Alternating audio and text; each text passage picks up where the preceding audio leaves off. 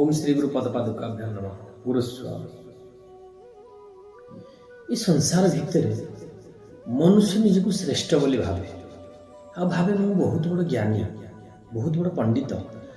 संसार भितर मु सब करूँ मोर जो भावटा अच्छे मु सब गोटे छोट उदाहरण देवा देखो गोटे बंधुक यदि जेकोसी लोक बंधुक देखईदेवा से तुरंत डरी हाथ ऊपर उठेदेवे सासे सरेंडर आप पाखे हो कौन पाई ना से जो बंधुकर जी इंपोर्टाट अच्छे तो बंधुक भीतर जो गोटे गुली बाहर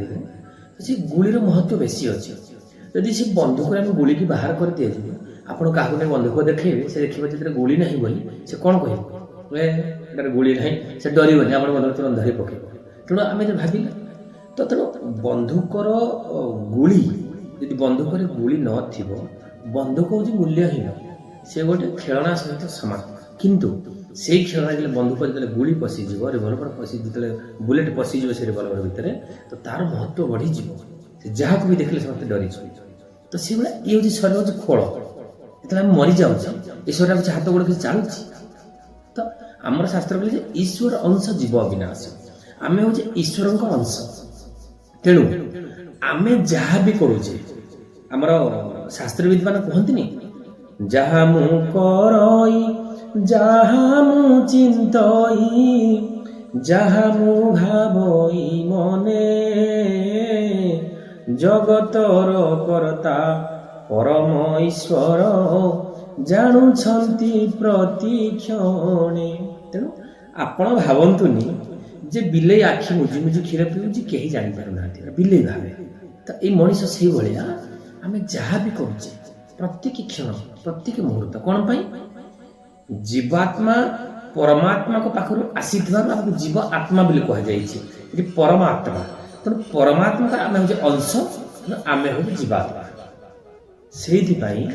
आम कौन करुचे ना आमर मूल्य से बढ़ी जाऊँगी शरीर भर गोटे आत्मा ये घटर जो आत्मा रही जाऊँगी तो आमर पर्सनालीटी बढ़ी जाऊँगी आम कथा कही पारे सब करें निजक बलवान बोली भावुचे निजक शक्तिशाली भावुचे यदि जीवात्मा प्राणमय उड़ीज आप मूल्य के शरीर को कहीं छुईबेनि ना बापा छुईब ना माँ छुईब ना स्वामी छुईब ना स्त्री छुईब ना कहीं छुईबे आप सब छी छी कर दूरे देवे तेणु कहबार तात्पर्य है जे आमे जहाँ भी करुचे जहाँ भी आम करुचे भगवान को समर्पण करदेवा भगवान को प्रभु आपण कृपा आपणकर अपार कृपार प्रभु आज ये कामटी मोर परिपूर्ण है कि कामटी मोर संपूर्ण है तेणु आपन को कोटि कोटि धन्यवाद दे पारि आपण चरण मोर कोटि कोटि नमन जे आप सब मत एमती कृपा करूँ आशीर्वाद करूँ मुझे सब सब कर्म भितर आपन जोड़ी कर रखे मो ठाकुर कही धन तू शଯ୍ୟା त्याग ठार शଯ୍ୟା ग्रहण पर्यंत मत सब जोग करुच तो भाई तेणु मो प्रभु कहते प्रत्येक मुहूर्त आम कह ये जागतिक कवि मैंने कही ना काम करते चलो नाम जपते चलो कृष्ण गोविंद गोपाल गाते चलो आपण को कह जाऊँ आप कम छाड़ी दिंतु संसार सब जिन छाड़ी दे खाली मत भजन करूँ बोली आपण कम करूँ कम भितर नाम को जोड़तु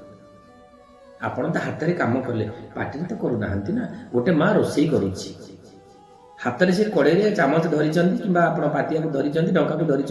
से भाजु कहीपर ना गुरुस्वामी की बीज मंत्र जपतु कि महामंत्र जपतु कौन नाम आप नहीं पारे ना तो कष्ट किसी ना ना स्वतंत्र ना जे आप खाली बसिकी सब ठाकुर बोले प्रत्येक मुहूर्त आप धारा देते ठाकुर प्रत्येक मुहूर्त बीज मंत्र को जप कर प्रत्येक मुहूर्त बीज मंत्र जपन करें ना आप शक्ति आहरी बढ़ी आप प्रत्येक मुहूर्त शुभ प्रत्येक क्षण शुभ तो यही भावना आम करूँ यदि ये भावना आम करते ना देखिए आपणकर केवे कौन जिनस कौन प्रोब्लेम हम कौन असुविधा हेनी आपंकर दिन सब सुचारू रूप से अति सुख शांति आनंद चली तेणु आम आज भूली जाऊे जे आम शरीर भितर आत्मा अच्छी बोली आज आम सब कम करें तो आत्मा जिते घट छाड़देव आम कि तो से आम हूँ ईश्वर अंश ଯେହେତୁ ଈଶ୍ୱରଙ୍କର ଅଂଶ ପ୍ରତ୍ୟେକ ମୁହୂର୍ତ୍ତ ଆମେ ଭଗବାନଙ୍କୁ ଚିନ୍ତନ କରିବା, ପ୍ରତ୍ୟେକ ମୁହୂର୍ତ୍ତ ଭଗବାନଙ୍କୁ ମନନ କରିବା, ଚିନ୍ତନ କରିବା, ଭଜନ କରିବା। କାହିଁକି ନା ଏ ଯେଉଁ କାନ, ଆଖି, ନାକ ସବୁ ଭଗବାନ କ'ଣ ପାଇଁ ଦେଇଛନ୍ତି? ଶାସ୍ତ୍ରରେ କୁହାଯାଇଛି କାନ ଦିଏ ହରି ଭଜନ ଶୁଣନେ କୋ, ମୁଖ ଦିଏ ହରି ନାମ ଖିଲୋ ନା ମିଟିକା। ତେଣୁ କାନ ଦେଇଛନ୍ତି ଠାକୁରଙ୍କ କଥା ଶୁଣିବା, ପାଟିରେ ଭଗବାନ କୀର୍ତ୍ତନ କରିବା। ଶାସ୍ତ୍ରରେ କୁହାଯାଇଛି, ଭାଗବତରେ ଲେଖାଯାଇଛି ବାଣୀ ଗୁଣାନୁ କଥନେ ଶ୍ରବଣ କଥାୟ ହସ୍ତୌ ଚ କର୍ମ ସୁମନସ୍ ସ୍ତବ ପାଦୟୋନ୍ନଃ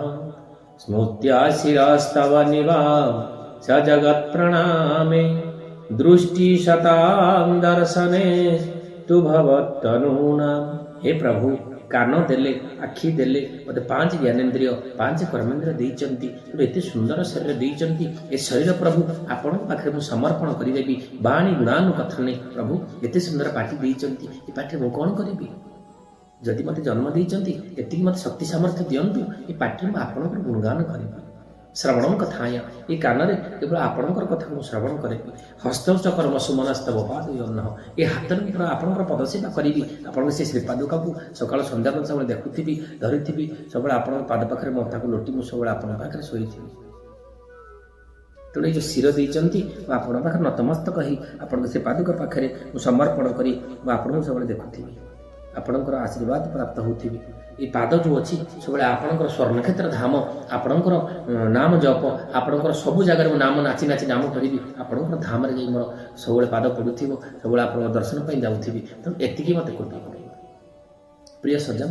ଇଏ ହେଲା କଥା। ତେଣୁ ଭଗବାନଙ୍କ ପାଖରେ ଯଦି ଆମେ ନିଜକୁ ସମର୍ପଣ କରିଦେବା ଏବଂ ଏଇଭଳିଆ ଭାବ ରହିବ, ହେ ପ୍ରଭୁ ମୁଁ ହେଉଛି ଆପଣଙ୍କର, ଆପଣ ହେଉଛନ୍ତି ମୋର, ଯେତେବେଳେ ଏଇ ଭାବ ରହିବ ନା, ମୋ ପ୍ରଭୁ କହିନାହାନ୍ତି ଚରମରେ ଧନରେ ତୁ ମୋ କାମ କର, ମୁଁ ତୋ କାମ କରିବି। ତେଣୁ ସବୁବେଳେ ସେ ନିଜକୁ ସମର୍ପଣ କରନ୍ତୁ, ଚେଷ୍ଟା କରନ୍ତୁ ପ୍ରଭୁଙ୍କର କାମ କରିବା ପାଇଁ। ଆପଣଙ୍କ କାମ କିଛି ଆପଣଙ୍କୁ ଟେନସନ୍ ନେବା ପାଇଁ ପଡ଼ିବନି, ସବୁ ପ୍ରଭୁ କରିଦେବେ। କାହିଁକିନା କରି କରାଉ ଥାଏ ନୁହେଁ, ଅଭିନ୍ନ ଅନ୍ୟ କେହି ନାହିଁ। ଯାହା ବି ହଉ, ଏମିତି ହରି ଅନନ୍ତ ଯଦି କଥା ଅନନ୍ତ ଯଦି କହିବା, ଏମିତି କଥା ଚାଲିଥିବ କେବେ ସରିବନି। ତ ଠିକ୍ ଅଛି, ପରବର୍ତ୍ତୀ ମୁହୂର୍ତ୍ତରେ ମୋ ପ୍ରଭୁଙ୍କ କଥାକୁ ଶ୍ରବଣ କରିବା। ଆଜି ପାଇଁ ଏତିକି। ସପ୍ରେମୀ ପୁରୁଷ।